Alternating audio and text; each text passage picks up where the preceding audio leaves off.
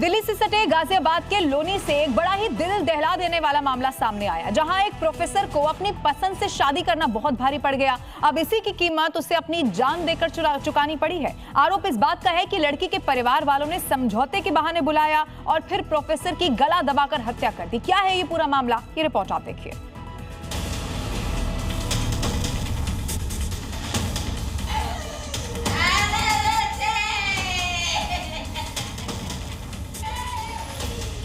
गाजियाबाद के लोनी के रहने वाले प्रोफेसर नितिन जयंत, जिन्होंने 28 मई 2025 को मुस्कान नाम की लड़की से आर्य समाज मंदिर में शादी की। दोनों ने समाज की परवाह किए बिना एक दूसरे का हाथ थामा, लेकिन शायद उन्हें अंदाजा नहीं था कि ये फैसला उनकी जिंदगी का आखिरी फैसला बन जाएगा। उनका कसूर सिर्फ इतना था कि मुस्कान मुस्लिम परिवार से थी और नितिन दलित समाज से।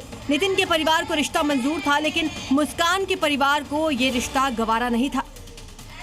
धमकी दे रही थी, लेकिन इसी बीच रविवार के दिन नितिन की उसकी पत्नी के साथ किसी बात पर नोकझोंक हुई और नितिन की पत्नी अपने घर से चली गई मायके।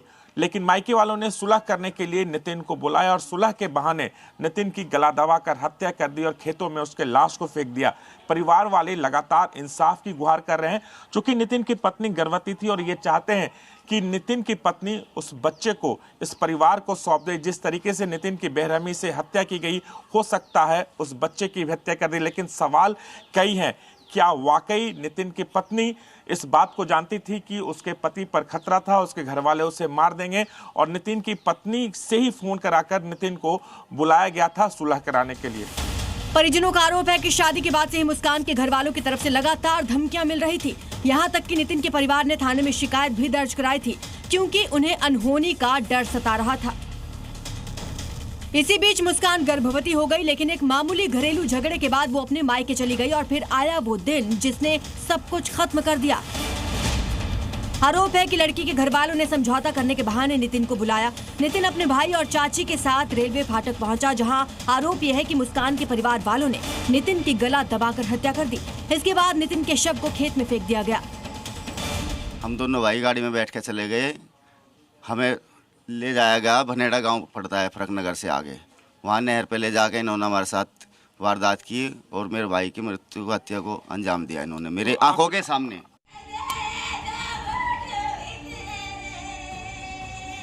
एक परिवार जिसने अपने बेटे को खो दिया, एक भाई जिसने अपनी आंखों के सामने अपने भाई को मरते देखा, एक अजन्मा बच्चा जो अपने पिता का चेहरा भी नहीं देख पाएगा। घर में मातम का माहौल है, माँ और बहन का रो रो कर बुरा हाल है।